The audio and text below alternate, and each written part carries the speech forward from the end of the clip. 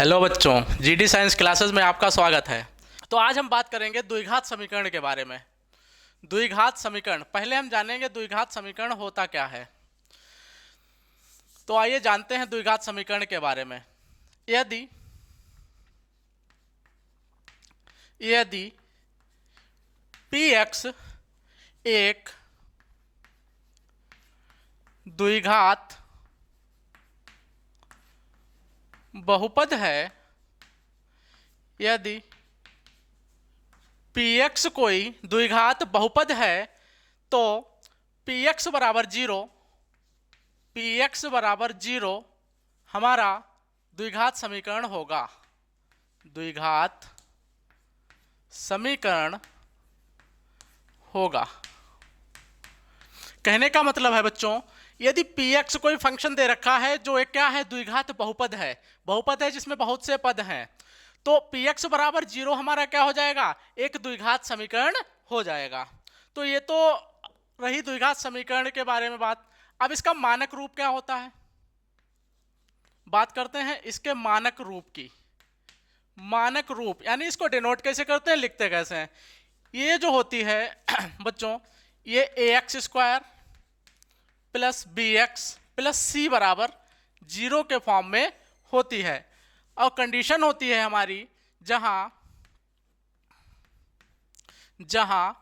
a is not equal to zero, यानी a हमारा zero नहीं होना चाहिए और a b और c तीनों क्या होने चाहिए, तीनों हमारे रियल नंबर होने चाहिए। Real number A B C तीनों क्या होने चाहिए, हमारे रियल नंबर होने चाहिए। तो ये तो रही इसकी नॉर्मल बात। अब बात करते हैं क्वेश्चन की।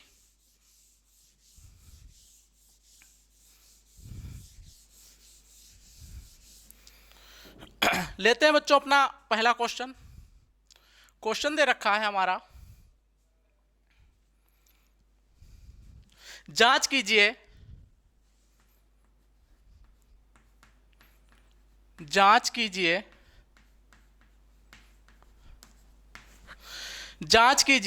प्लस वन का होल स्क्वायर बराबर 2x माइनस का 3। जांच कीजिए x प्लस वन का होल स्क्वायर बराबर 2x माइनस 3 एक द्विघात समीकरण है या नहीं है। तो बच्चों कैसे जांच करते हैं, तो आइए देखते हैं। द्विघात, अभी हमने आपको बताया कि द्विघात समीकरण जो होती है वो हमारी ax square plus B x plus C बराबर जीरो की फॉर्म में होती है। अगर इसको सॉल्व करने के बाद हमारी ये फॉर्म बन जाती है, तब बच्चों हम कह सकते हैं कि यह एक द्विघात समीकरण है। तो आइए देखते हैं। यहाँ पे दे रखा है x प्लस वन का होल स्क्वायर। अब इसका स्क्वायर खोलते हैं। आपने पढ़ा होगा a प्लस बी का होल स्क्वायर का फार्मूला क्या होता है, a square plus B square plus का 2ab। तो यहाँ पे हम उसको अप्लाई करेंगे, इसको a मान लेंगे, इसको b मान लेंगे। तो ये हो जाएगा a का स्क्वायर यानी x का स्क्वायर प्लस b का स्क्वायर यानी 1 का स्क्वायर प्लस 2ab। a ये है, b ये है, तो 2 into x into 1 is equal to.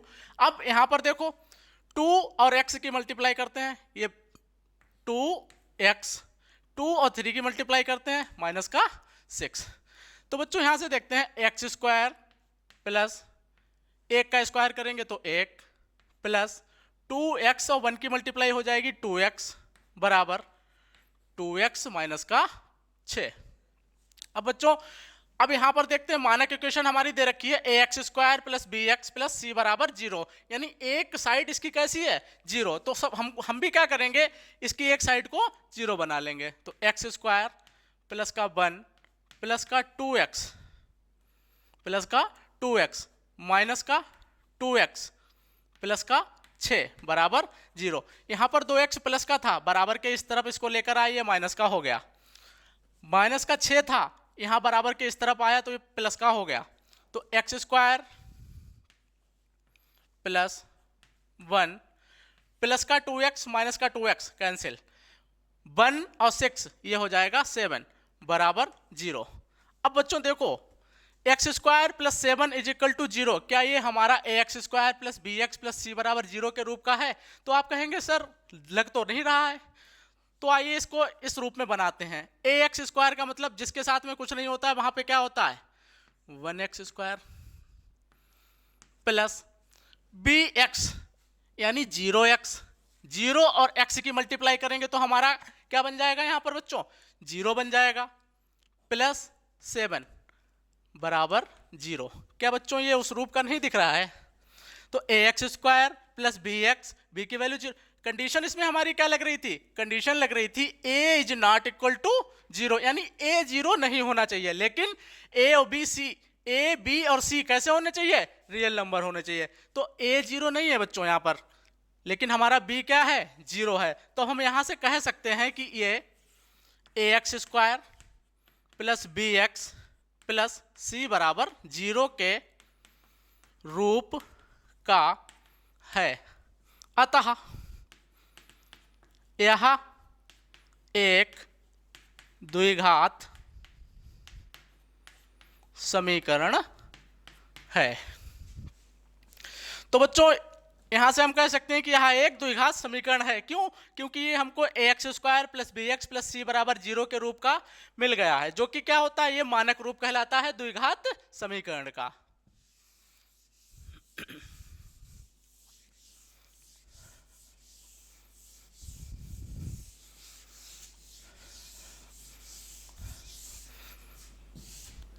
आगे बात करते हैं द्विघात समीकरण को हल करने के बारे में।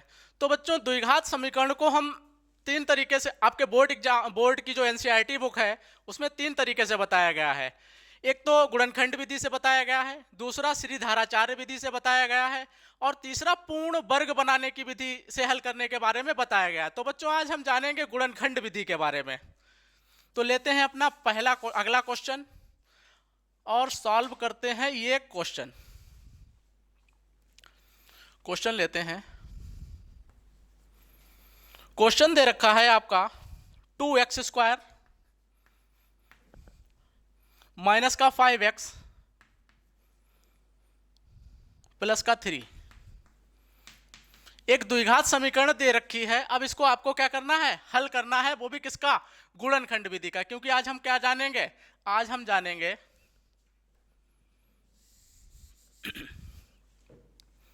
गुणनखंड विधि के बारे में। गुणनखंड विधि के बारे में। तो गुणनखंड विधि में बच्चों क्या करते हैं? जो x के साथ कांस्टेंट वैल्यू दे रखी होती है, जो अचर वैल्यू x के साथ जो वैल्यू दे रखी होती है उसकी जो यहां पर वैल्यू दे रखी होती है, यानी ये किस फॉर्म में दे रखी है? ये दे रखी है A x square plus B x plus C. तो बच्चों हम यहां से करते हैं ए और सी की गुणा कर लेते हैं। जब हम ए और सी, अब यहां पे ए कितना है? 2 और सी कितना है? 3। तो ए और सी की गुणा करेंगे तो 2 तियां बच्चों कितना हो जाएगा? 2 तियां हो जाएगा हमारा 6। अब 6 के ऐसे फैक्टर करने हैं जिनको योग करके, उन दोनों फैक्टरों का योग करके कितना आना चाहिए? 5 आना चाहिए। तो 6 के कौन कौन से फैक्टर हो जाएंगे? 2 हो जाएगा, 3 हो जाएगा, 6 और 1 हो जाएगा। तो बच्चों लेकिन कंडीशन हमारी क्या है? जोड़ के कितना आना चाहिए? 5 आना चाहिए। तो 5 कैसे आएगा? 2 और 3 को जोड़ के कितना आएगा? 5 आएगा। तो बच्चों ये फैक्टर हमारे होंगे 2x स्क्वायर माइनस 5 को लिख सकते हैं 2 प्लस 3।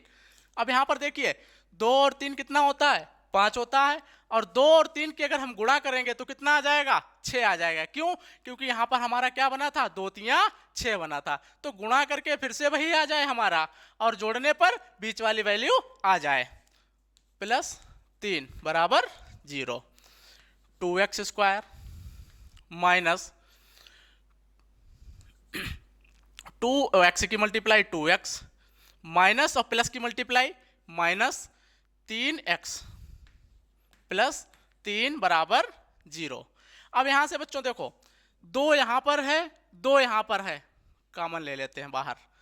एक्स स्क्वायर x, तो इसके पास एक x है, यहां पर 2x है, तो कॉमन क्या मिल जाएगा? x मिल जाएगा। कॉमन वह वैल्यू मिल जाती है हमारी जो दोनों के पास होती है। तो यहां से जब हम 2x कॉमन ले लिया, अंदर यहां पर बचेगा x माइनस का 2, x माइनस का 2।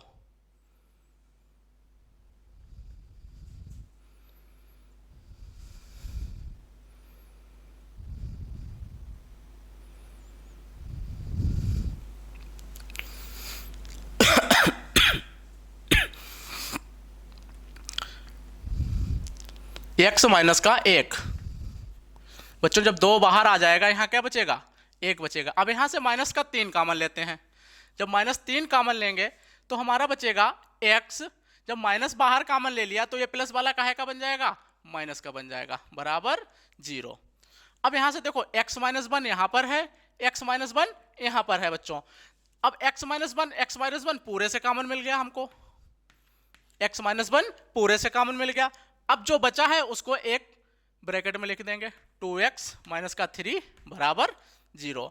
अब हम एक बार इसको 0 के साथ ले लेंगे, अब एक बार इसको 0 के साथ ले लेंगे। तो एक बार इसको जब 0 के साथ लेंगे ये बनेगा x माइनस 1 बराबर 0। अगली बार इसको ले लेंगे, 2x माइनस का 3 बराबर 0। अब इसको पहले हल करते हैं। x 1 माइनस का है, उस साइड जाएगा, काहे का हो जाएगा, प्लस का। तो x बराबर एक वैल्यू हमारी निकल के आ गई 1। 2x माइनस 3 बराबर 0 दे रखा है, 3 उस साइड में जाएगा, पक्षांतर करेंगे जब तो उधर हो जाएगा प्लस का। x बराबर 3/2, x बराबर 3/2। तो एक वैल्यू ये निकल के आई x की, एक वैल्यू ये निकल के आई। यही हमारे मूल कहलाते हैं। यानी मूल क्या होते हैं, मूल समीकरण का वह हल होता है, समीकरण का वह हल होता है जो दिए गए समीकरण में प्रतिस्थापित करने पर या रखने पर उसको सेटिस्फाई करे, तो वो हमारे कहलाते हैं मूल। तो एक मूल हमारा ये हो गया, एक ये हो गया।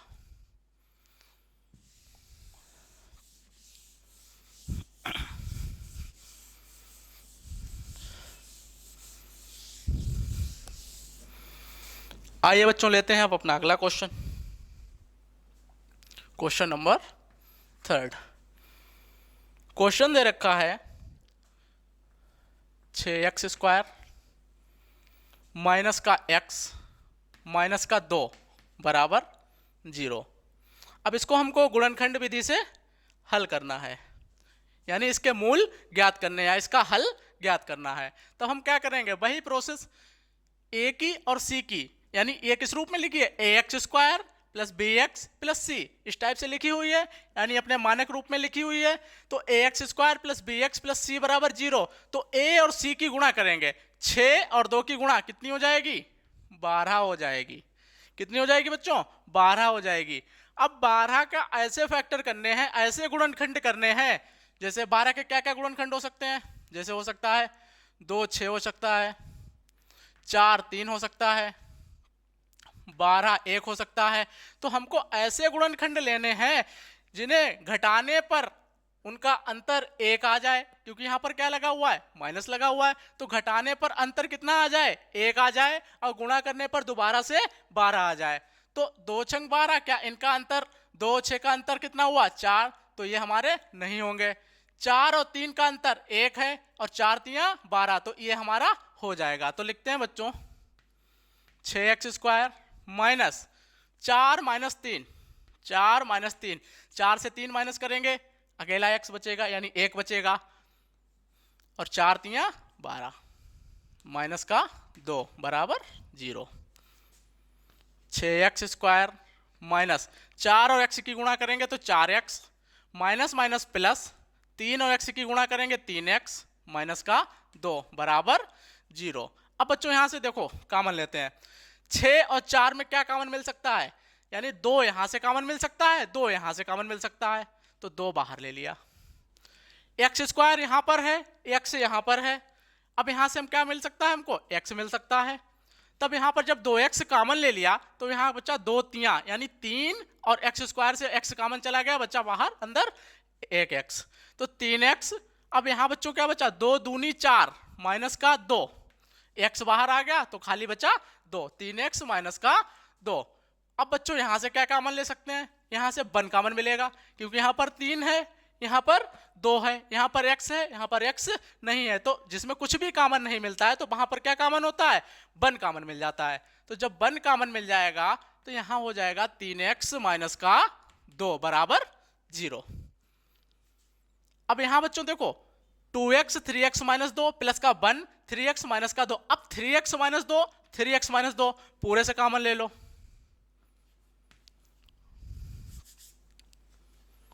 3x माइनस 2 पूरे से कॉमन मिल गया।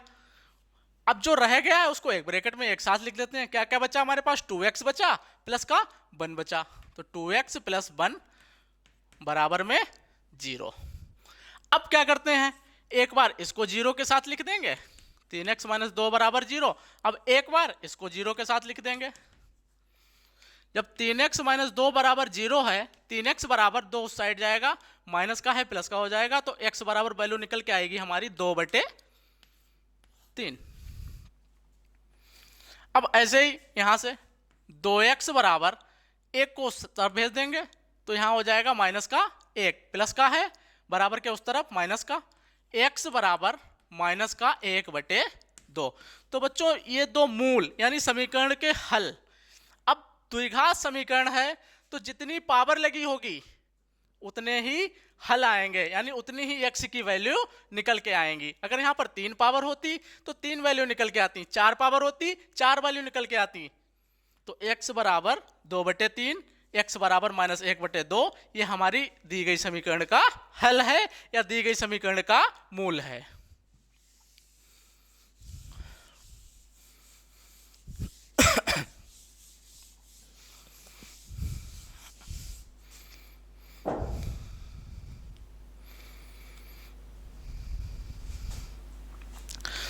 अब बच्चों लेते हैं अपना अगला क्वेश्चन, देखते हैं। क्वेश्चन दे रखा है x² प्लस x प्लस 1/4 बराबर 0। बच्चों ये हमको एक क्वेश्चन दे रखा है। अब हम इसको क्या करेंगे, पहले इसकी तिरछी गुणा करेंगे। 4 और x² की गुणा 4x², 4 और x की गुणा 4x प्लस 1 बटे, अब ये पूरे के अपान में आ जाएगा, पूरे के बटे में क्या आ जाएगा 4 बराबर 0। अब 4 यहां पर भाग में है, इधर बराबर के उस तरफ भेजेंगे इसको, तो ये गुणा में हो जाएगा।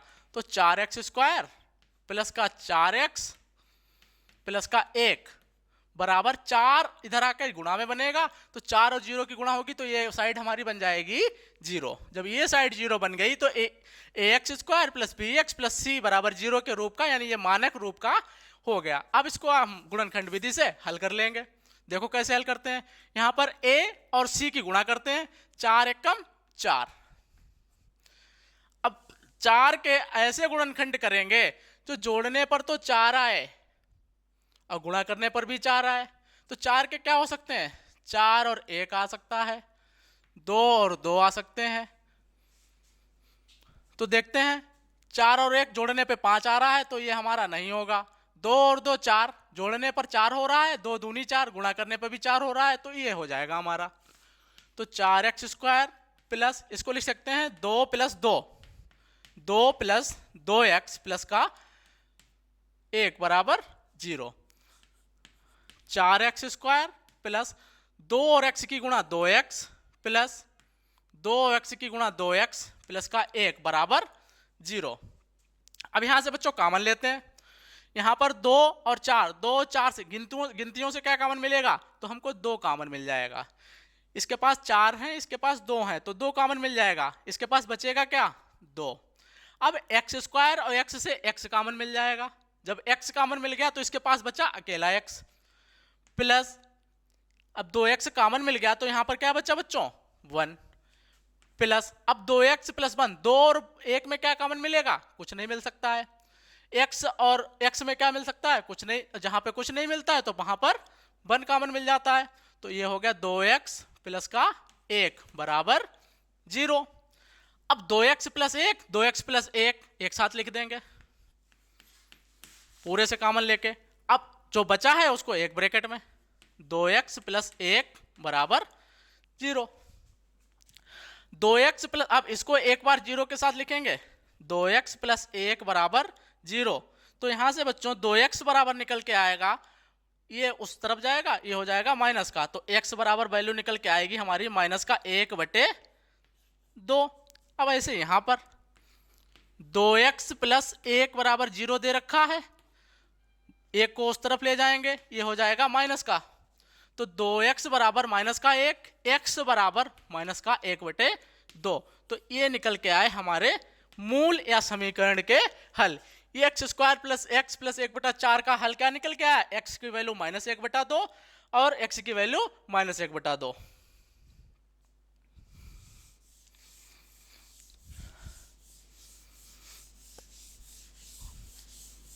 ज़्यादा से ज़्यादा हमसे जुड़िए बच्चों, हमारे चैनल को सब्सक्राइब करिए, शेयर करिए और अपने दोस्तों से सब्सक्राइब करने के लिए बोलिए, ताकि उनकी भी हमारे जरिए से कुछ मदद हो पाए।